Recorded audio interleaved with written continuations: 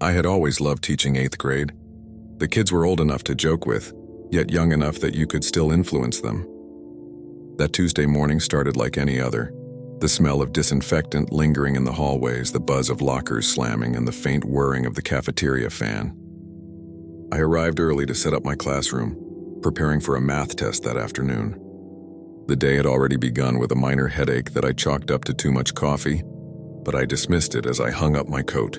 Students trickled in one by one, some chatting loudly about weekend plans, others retreating to their phones. By 8:30, the room was almost full, the energy of adolescence thick enough to taste. I glanced at the clock and started the warm-up exercises, scribbling equations on the board. I was halfway through explaining the Pythagorean theorem when the PA system crackled. "Attention, lockdown, lockdown. This is not a drill," the voice repeated. My stomach sank. I had gone through training sessions on lockdown procedures, but nothing prepares you for the moment when it's real. I quickly ushered the students under their desks, instructing them to remain silent. Phones were off. Doors locked. Lights out. My heart raced as I crouched beside my desk, listening.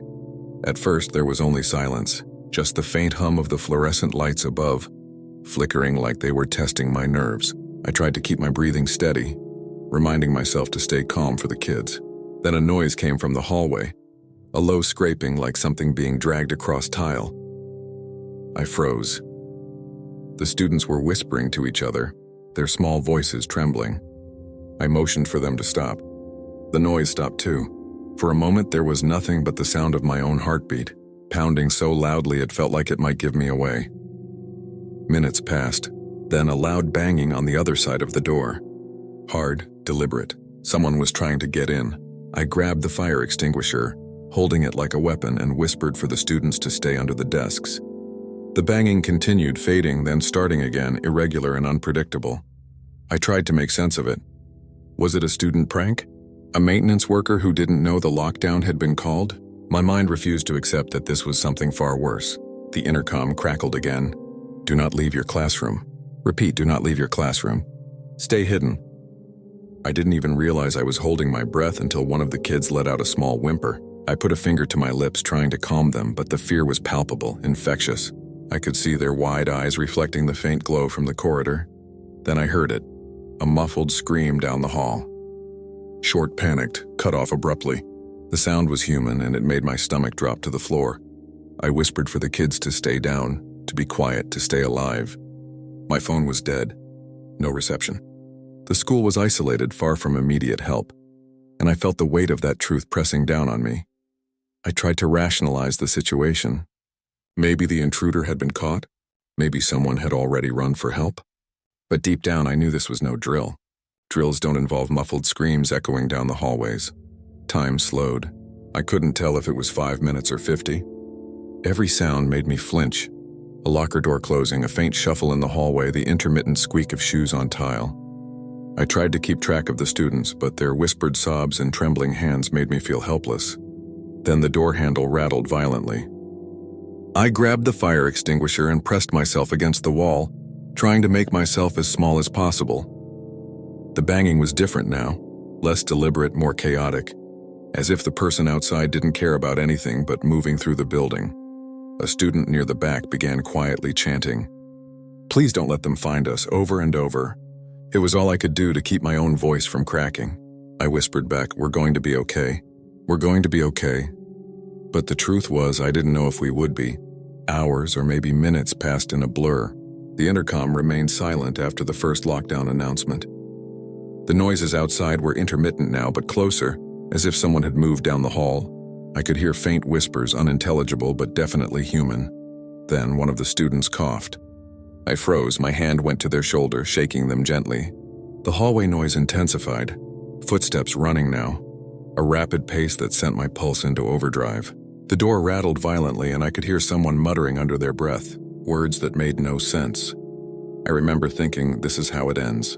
This is how I failed them, but then the sound stopped. Silence again, a suffocating, thick silence that seemed worse than the noise. I didn't move for what felt like an eternity. Eventually, the sound of sirens approached, faint at first, then growing louder. Someone was coming, someone official. When the police finally arrived, it felt surreal, Officers swarmed the halls shouting commands. They cleared classrooms, evacuated students, and began interviewing everyone. The intruder had fled by the time they got there. No one was hurt, thankfully, but the psychological damage was done. I later learned that the intruder had been a disgruntled former student who had been expelled for threatening behavior. He had returned that morning armed with a knife, intent unknown. He had roamed the halls, terrified students and staff alike, until he finally fled when he heard approaching sirens.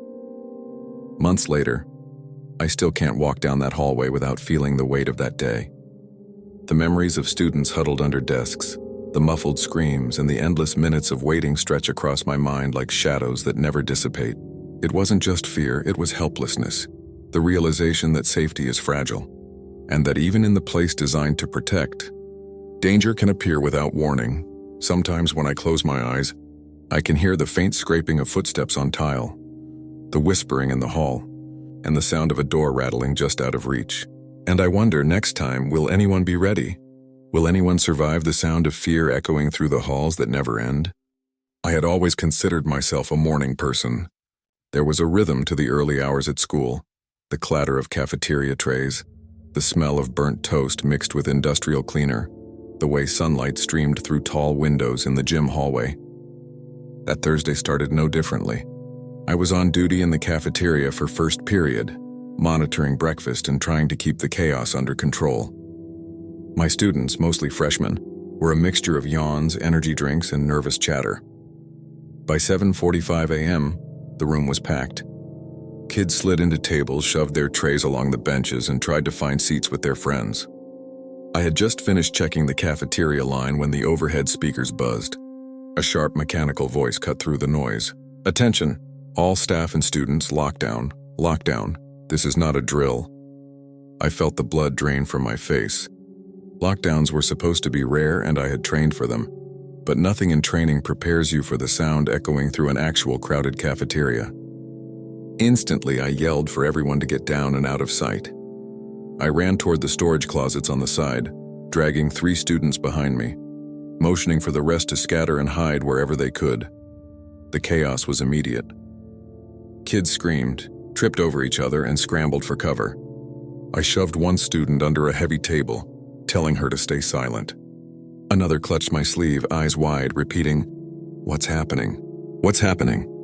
I whispered back, "We're fine. Just stay calm." To exactly what I say. Outside, the cafeteria doors were glass. I pressed my back against the wall, peeking through the small window. A figure was moving in the hallway, someone wearing a hoodie and jeans, pacing, stopping occasionally like they were waiting. I couldn't see a weapon, but I knew better than to assume safety. My mind raced through every lockdown scenario I'd been trained for. Minutes crawled by. The PA system stayed silent after the initial announcement, leaving the hallway noises, the scraping of shoes, the occasional thud, and faint murmurs to fill my imagination. I tried to keep the students quiet. One of them whimpered softly, and I pressed a finger to my lips, feeling a surge of guilt that their panic was now my responsibility. Then I heard it. A bang, sharp and heavy, from the other side of the cafeteria doors. Someone was trying to open them. I froze, the kids froze. The sound came again, louder this time. My stomach turned. I considered throwing a chair at the glass, but even as the thought formed, I realized it would do nothing but alert them further. A student whispered, Are they gonna hurt us?" I didn't answer immediately. How could I? I didn't know. My mind reeled through possible outcomes, none comforting. All I could do was whisper, "We're going to be okay. Just stay down.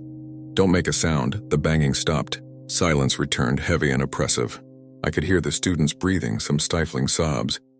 And then from the far end of the hallway came a muffled scream, a sharp panic sound that made every hair on my neck stand on end.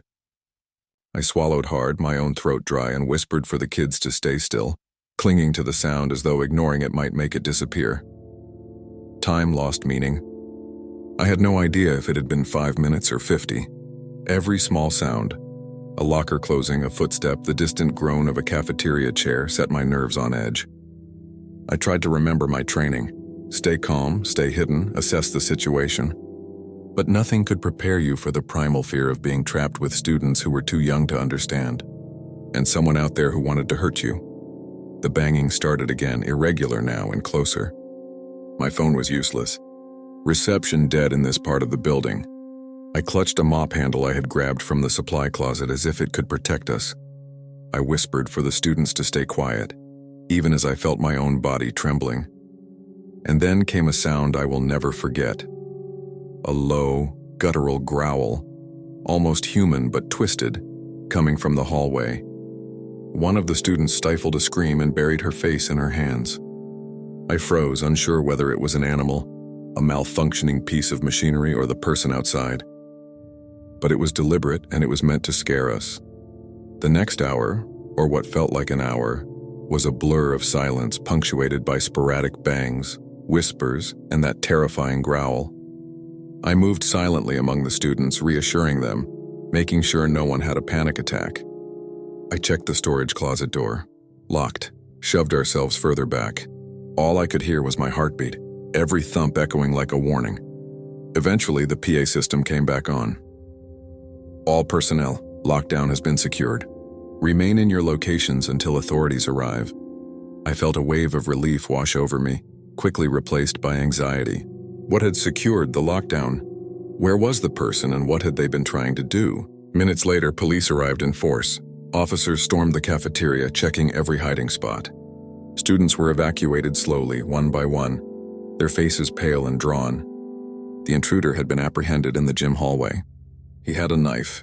He had been wandering the school for over an hour, seemingly targeting areas with the most students. No one was physically harmed, but the trauma was immediate and lasting. In the days that followed, I realized how unprepared we all were.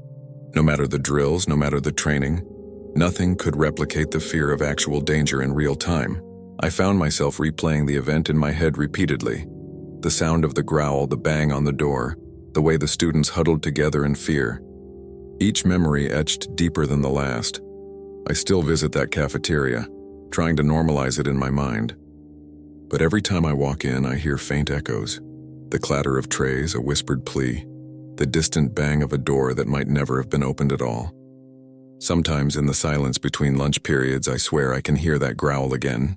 Not real, I tell myself. Just memory, just fear lingering in the corners, but I know better. Fear doesn't disappear. It waits, and sometimes it's all it takes to remind you how fragile safety really is. I was the school's night custodian at the time, filling in for an unexpected absence. The day had been ordinary. Hallways echoing with the footsteps of students, lockers slamming, occasional bursts of laughter.